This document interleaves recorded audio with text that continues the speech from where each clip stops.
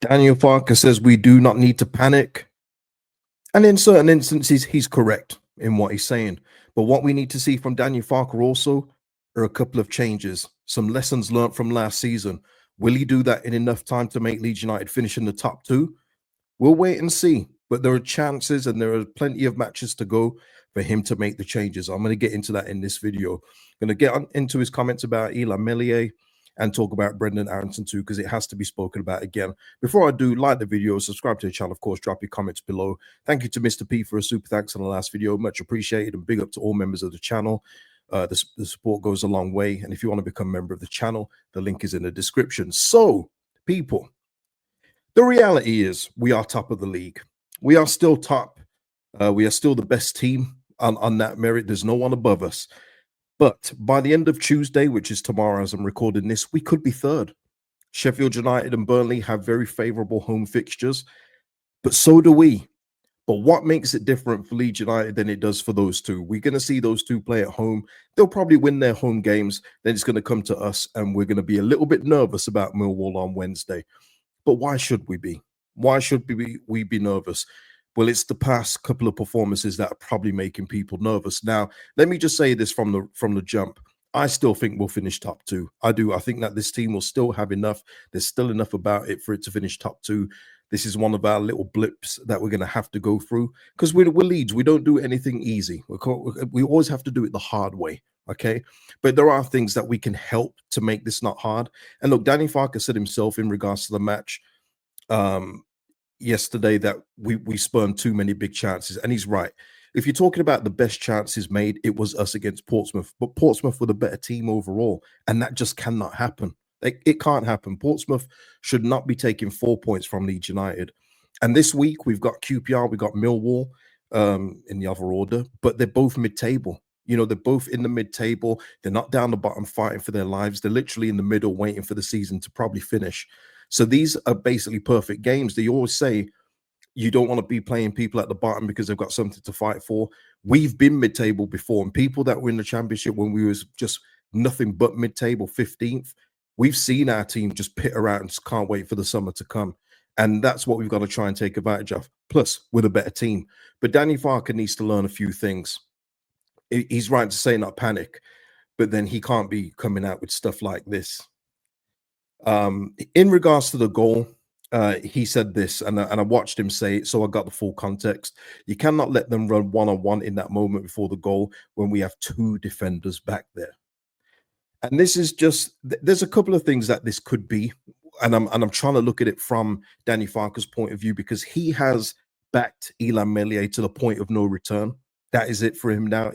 He is the guy no matter what. It doesn't matter what kind of goal he concedes. Doesn't matter if he bats one in when the ball's not spinning towards the goal, into the goal for an own goal. It doesn't matter at this point. It doesn't matter like yesterday where he could just literally come out and clear it like 90% of goalkeepers do and just clatter somebody, or they get clattered, but they put that thing into touch. He would rather defend the hesitant, oh, I'm coming. No, I'm not coming. And I've just left a big old gap because I'm in no man's land, even though the ball had clearly spun past Joe Rodon by that point. But what he could be doing, and this is just me trying to shoot him some bail, is that he knows that the pylon on Elland Road is big enough, and he knows that Elland Road is an unconfident goalkeeper, doesn't have the confidence, is very indecisive. So you know what he's not doing? He's not going to blame him publicly, but you've got to think behind the scenes is thinking, Elland, you know, when they're talking one-on-one, when they're watching the tape back, they're saying, you really should have just fully committed, cleared it, and we'd have nothing, literally nothing to talk about right now. It would just be another goalkeeper clearing the ball out of touch for a throw-in. Simple. See it 20 times a match, almost. You know what I mean? It shouldn't be a talking point, but as I've said before, things that shouldn't be talking points become a talking point for the goalkeeper. He also probably figures Joe Rodon, being as solid as he's been and a mentally tougher character as well, quite clearly, he's probably got credit in the bank. So whether fans then look at it from Danny Farke's point of view, say, yeah, maybe Joe Rodon could have done more. He was well out of position. Then they'll say, you know what, but he's been good for us all season. So you know what? Cool. He's probably looking at it from that kind of point of view. But if he isn't seriously thinking behind the scenes, why is this? Why can our defense not trust this goalkeeper? I'd be very concerned about his mind frame. I would. Be very concerned if he still genuinely believes Elan Melier is the answer. But we've seen Daniel Farke before be stubborn with his things when he's, the Peru is not a striker. And then what has Peru been this season? He's done this before. He's very, very stubborn until he just kindly, just slowly just goes away. And all of a sudden things are turned around, but then journalists don't follow up questions with him saying, hey, I thought Peru wasn't a striker. It doesn't happen. But he's got to learn from this kind of mistake. His other blind spot at the moment, and again, this is not to pile on him, is Brendan Aronson. And I read somewhere, and let me just get this up. Um, Brendan Aronson in the game against Portsmouth had just 20 touches and he lost all 7 duels in the game. Now, it's not just the eye test that is failing Brendan Aronson right now, it's statistical as well. He has to come out. Now, people are saying about the lack of 10. Danny Farke addressed this. He said this already at the end of the month. He said, if we don't get another 10, we've got Nanto, we've got Ramazani, and even Solomon can play there. He said that. The argument for last season was that the squad wasn't deep enough. Well, I think mostly people can agree. We may not have the individual stardust like we did last season, but overall the squad is much more rounded. That's why people are saying, look at the bench we've got. When we're doing our starting lineups and we're saying, yeah, but you leave this player out, look who's on the bench. That's the beauty of it. He has to do it, unlike he didn't do last year when Jorginho's in pain from a recent surgery on his abdomen, hernia surgery. He's got Joe Gelhardt there he could use. Ampadu can put him back in midfield. Use Charlie Cresswell. Didn't do it. If you wanted Jaden Anthony to take the lesser games and give Somerville a night off once in a while, he didn't do it. There are no excuses for him this season. There's none. There wasn't last season, and I'm sticking to it. But genuinely, there is no reason for him this season. In the Millwall game, and we're going to preview that one tomorrow, he needs to take Brendan out.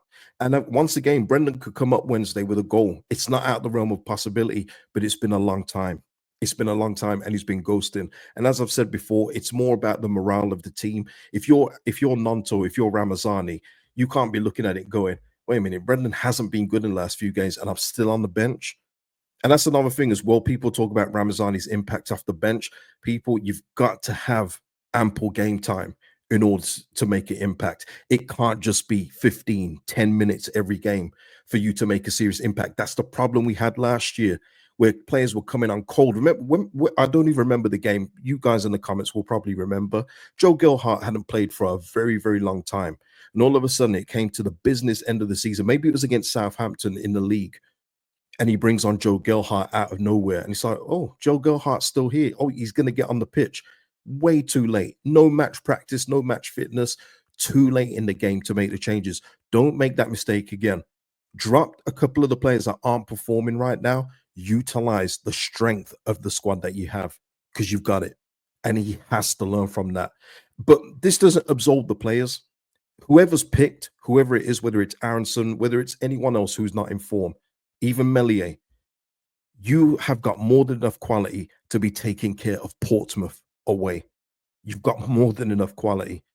There's more than enough in this team, whoever is picked, from the strength of this squad to do enough. Even the weaknesses can be polished by the strengths that we've got. It's just that our strengths yesterday didn't come through. Peru missing chances, Firpo missing chances, Sam Byram hitting the bar. It wasn't going to be our day yesterday, but on the whole, this team is more than good enough to be getting points at Portsmouth. It is. And listen, congratulations to Sam Chambers, who we recently seen in the Cup against Millwall. Was probably one of the brightest sparks until he faded away. He signed a new contract. What that means for the long term, I don't know. Maybe they see his development going well. But, I'm not saying Sam Chambers to play against Millwall, not even suggesting it, but I'll tell you what you get from Sam Chambers on Wednesday. You get a little bit of hunger. You get an eager to prove himself. Whereas for me, Brendan at the moment, he's got a cigar because he knows he's starting every game. And that comfort level when you're not playing well is no good for team morale. No good. You've got other options in there. We'll discuss those tomorrow in the preview. But that's what I'm saying. There's no need to panic, but there are things that we need to address. So give me your thoughts and comments below. Like the video before you go, and I'll see you in the next one, people. Peace out.